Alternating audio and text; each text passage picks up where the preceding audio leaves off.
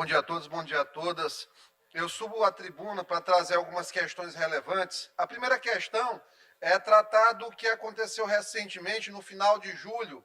O Uruguai ele decidiu oferecer uma terceira dose de imunizante para as pessoas que tomaram a vacina conhecida como Coronavac.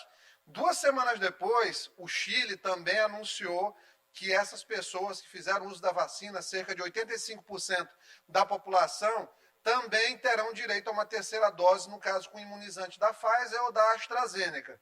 Isso parte da própria observação dentro dos países, principalmente no Chile, que tem uma alta taxa de imunização, né? Então, em relação à segunda dose, com a Coronavac, que teve um aumento grande, principalmente por conta da variante Delta dentro do país. Teve uma retomada de casos naquele momento. Então, apesar de, por conta do próprio ciclo da doença, ter reduzido a curva lá dentro, mas eles iniciaram essa imunização.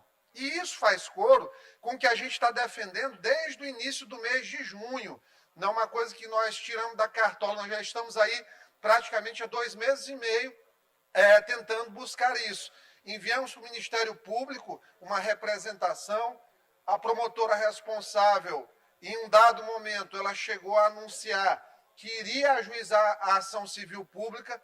O Estado do Maranhão, a Secretaria Municipal de Saúde pediram mais tempo para analisar a demanda. O fato é que os prazos já foram excedidos e, ao que parece, o Ministério Público vai deixar a questão de fato ser tomada aí pelo Executivo no momento em que algumas pessoas ainda, na verdade, uma quantidade grande, principalmente para quem perde o seu parente e morre, né, pessoas imunizadas com Coronavac, principalmente os idosos, eles forem a óbito. E aí, lá na frente, eles vão dizer que fizeram uma vacinação depois para tentar conter a curva de disseminação da doença e que não pode pensar na questão da vacina individualmente.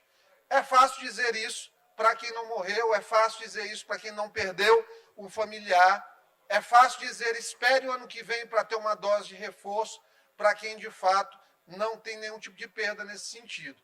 Tem trabalhos recentes, inclusive esse estudo chileno mostrou, que ainda há, mesmo com 2 doses da vacina, cerca de 14% a 16% de óbito com a Coronavac. Quando a gente pega, por exemplo, o imunizante da Pfizer, a gente já tem 99% de proteção, tem 1% de falha apenas. Ou seja, eu tenho uma vacina aqui que me dá 1% de falha, a outra me dá 16% de falha. Como é que eu não vou ofertar aos grupos mais vulneráveis, principalmente aos idosos, uma terceira dose do imunizante, tendo em vista que aquele que eu já forneci, ele é 16 vezes menos potente do que o que as pessoas têm. É uma questão muito lógica isso. Só que a lógica no Brasil, ela está cada vez mais com um ativo em falta aqui no país, porque as pessoas têm tomado aí decisões muito estranhas. Como o deputado Luiz Henrique falou há pouco, tem hoje desfile de armamento de tanque em Brasília, em dia de votação de voto impresso dentro do Congresso Nacional. Então, são umas coisas que a gente, de fato, não consegue entender.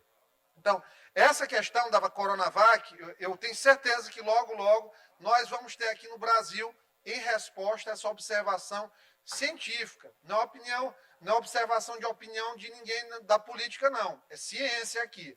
Vai ter que revacinar.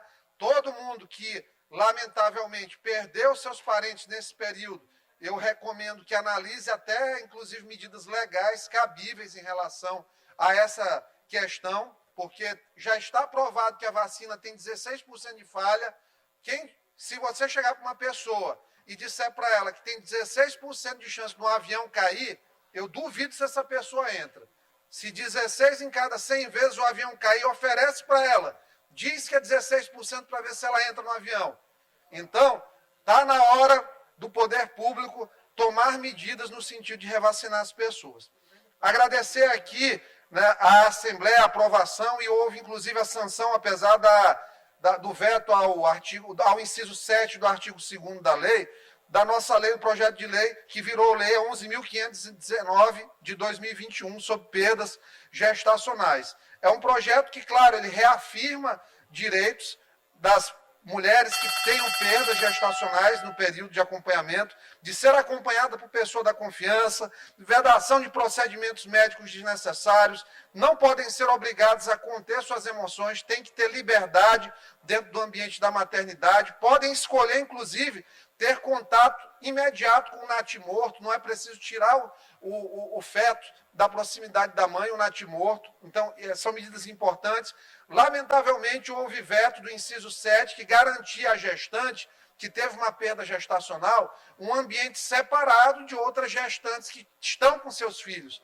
Porque, claro que isso gera uma ferida psicológica grave na mulher que perdeu o filho e está do lado do maqui que está com seu filho nascido e feliz. Nossa opinião, o governador não deveria ter sancionado, apesar, não deveria ter vetado, na verdade. A nossa opinião é de que ele não deveria ter vetado. Vetou com base no artigo 43 da Constituição. Eu tenho a impressão que a constitucionalidade ela pode ser secundária, muitas vezes, ao interesse público dentro da análise de um veto. Então, minha discordância nesse sentido, vou trabalhar aqui na Assembleia para que a gente possa derrubar esse veto, muito respeitosamente divergindo aí da opinião do governador Flávio Dino. Em relação ao voto impresso, já foi falado aqui, a comissão especial da Câmara rejeitou por 22 a 11 o voto impresso. O presidente da Câmara vai colocar novamente, vai colocar a plenário essa votação. A gente crê que vai ser enterrado de vez esse assunto e a gente espera um posicionamento firme, principalmente do Supremo Tribunal Federal, para coibir essa palhaçada que se tornou a defesa do Bolsonaro em cima de voto impresso. Está chegando ao ponto de ameaçar a legalidade, as instituições democráticas e já passou do momento no país. O Congresso, na verdade, está discutindo umas coisas muito estranhas. Hoje, eu vi pela manhã que eles aprovaram um texto para ir a plenário ainda, para ser discutido, que vai criar uma lista de preferência, deputado Ariston, para votação em executivo.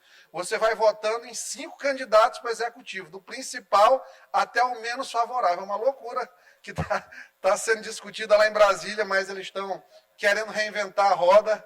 A gente fica preocupado com o que pode surgir desse tipo de situação, tá certo? Então, muito obrigado a todos pela paciência, inclusive, obrigado, presidente, pela tolerância. Obrigado.